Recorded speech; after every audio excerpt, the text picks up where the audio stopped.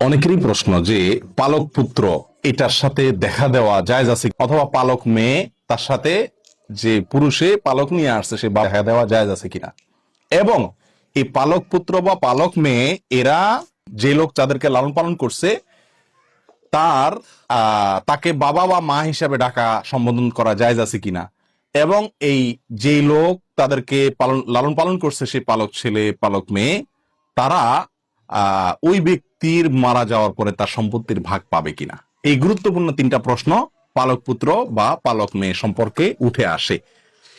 এবং এই প্রশ্নের উত্তর খুবই গুরুত্বপূর্ণ এই জন্য যে আমাদের সমাজে এটার প্রবণতা অনেক, পালক পুত্র রাখে পালক মেয়ে রাখে, এবং এদেরকে মোটামুটি নিজের ছেলে হিসেবে সব জায়গায় পরিচয় করা, আর এরাও ওই লোকের বাবা এবং তার স্ত্রীকে মা ডাকে, আর সমাজের লোকও আমরা সবাই ওই ছেলেকে অমুকের ছেলে বলি আর ওই লোকের অমুকের বাপ বলি, ঠিক না ঠিক?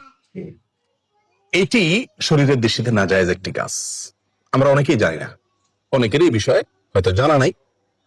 এটি নিষিদ্ধ, আল্লাহ সুবহানাহু ওয়া তাআলা সরাসরি নিষেধ করেছেন কোরআনে কারীমে। আল্লাহ বলেছেন উদউহুম লিআবাইহিম, আল্লাহ তাআলা বলেছেন মা জাআলা আদইয়াআকুম আবনাআকুম, তোমরা যে পালক পুত্র রাখো পালক মেয়ে রাখো এরা কোনোদিনই তোমাদের মেয়েও না ছেলেও না, পিতৃত্ব এটা কোনোদিন পরিবর্তন করা যায় না।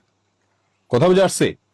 আপনাকে যিনি জন্ম দিয়েছেন তিনি আপনার বাবা, তিনি আপনার বাবা, জীবনে একবারের জন্য আপনার ভরণ পোষণ দেন নাই, তারপরও তিনি আপনার বাবা, আপনার প্রতি অবিচার করছেন, খোঁজ খবর নেন নাই, চলে গেছেন, তবুও তিনি আপনার বাবা। আমি বুঝাতে পারছি? আপনাকে গর্ভে ধারণ করেছেন, তিনি আপনার মা, কিন্তু দেখা গেল কয়দিন পরে কোন একটা কারণে তালাক হয়ে গেল, আজ বিয়ে হয়ে গেছে, মা আপনার জীবনে কোনদিন খবর নেয়নি, তারপরও তিনি আপনার মা। অন্য মহিলা আপনাকে সারা জীবন লালন পালন করুক, কখনো সে আপনার এই মায়ের পদটা পাবে না। আমি কি বুঝাতে পারছি?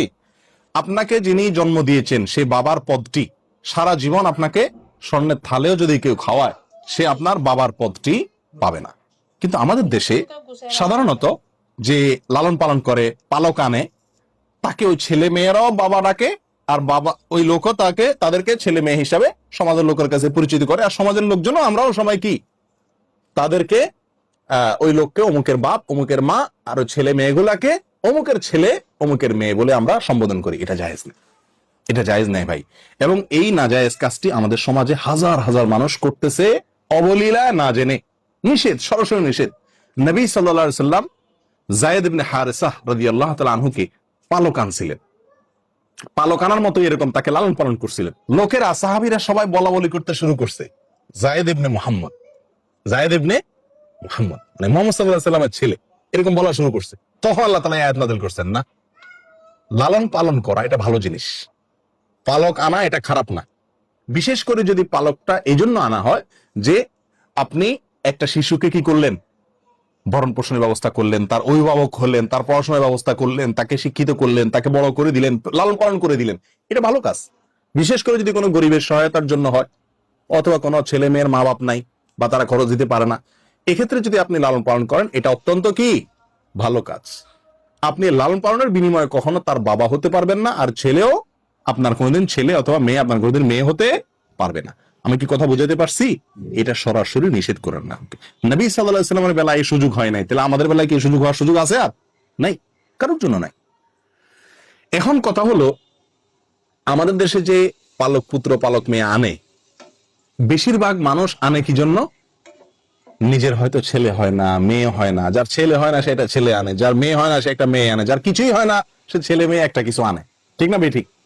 আমরা আনি নিজেদের সুবিধার জন্য, ওই বাচ্চার সুবিধার জন্য আমরা আনি না, ঠিক না ঠিক? এখন যদি বাপই না ডাকে মাই না ডাকে তো আল্লাহ কি, এরকম একটা ভাব থাকে না? জায়েজ নাই। এখন আপনি কি করবেন সেটা আপনার বিষয়, বাপ মা ডাকা কি নাই, জায়েজ নেই। এবং না জায়েজ কাজটি অবলীলায় আমরা হাজার হাজার মানুষ করছি। একটি মাসআলা গেল। এখানে প্রসঙ্গে আরেকটি কথা বলতে চাই, অনেক সময় পয়সার বিনিময়ে আনা হয়, খেয়াল করছেন আপনারা? যে গরিব মানুষ তার বাচ্চাটা কিনে নিয়ে আসে, এটা আরেক হারাম কাজ। মানুষ ক্রয় বিক্রয় করার কোনো অধিকার ইসলাম আপনাকে দেয় নাই। যে মা বিক্রি করছে, যে বাপ বিক্রি করছে, তারাও কবিরা গুনাহ করছে, আর আপনি এটা পণ্য নয় আপনি কিনছেন, আপনিও গুনাহগার। আমি কি বুঝাতে পারছি? হ্যাঁ, সে তার সন্তানটা আপনাকে লালন পালন করার সুযোগ দিছে, আপনার কাছে আছে, সে হিসাবে আপনি তা কি করলেন? খুশি হয়ে তারা কিছু হাদিয়া তোফা দিলেন, সেটা ভিন্ন জিনিস, তার মন খারাপ হতে পারে, তার একটু আমি সহযোগিতা করলাম, সেটা ভিন্ন জিনিস। কিন্তু এর চাইতে বড় বিষয় হলো, আপনি যদি 1 কোটি 10 কোটি 20 কোটি 50 কোটি না সারা পৃথিবীও দিয়ে দেন, কাকে? ওই সন্তানের গর্ভধারিণী মাকে, তার জন্মদানকারী বাবাকে, তবুও আপনি কোনোদিন তার বাবা এবং মা হতে পারবেন না। এই সুযোগ নাই। মনে চাইতেছে বাচ্চা পালন করার, পালাতে বাধা নেই, কিন্তু বাবা হতে পারবেন না, মাও হতে পারবেন না।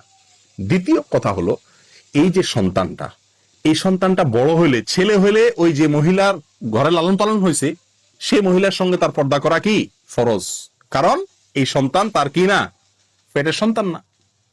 আবার যদি মেয়ে লালন পালন করে, তাহলে যে বাবা মতো যে লালন পালন করছে, যার বাসা লালিত পালিত হয়েছে, ওই পুরুষের সাথে এই মেয়ের দেখা দেওয়া কি হারাম। আমি কি বুঝাতে পারছি? কিন্তু এটার উপরে আমল করে কে? এখন কথা হলো, একই ঘরে থাকলে এই ছেলেকে এই মেয়েকে সারা জীবন লালন পালন করলাম, ছেলের মতো মেয়ের মতো করে, তার বাপ মা খুশি হয়ে আমার কাছে লালন পালন করার সুযোগ দিছে, তো এটা কিভাবে সম্ভব যে তার সাথে পর্দা করব? আপনি যদি তার সাথে পর্দা না করতে চান, এই ছেলে যখন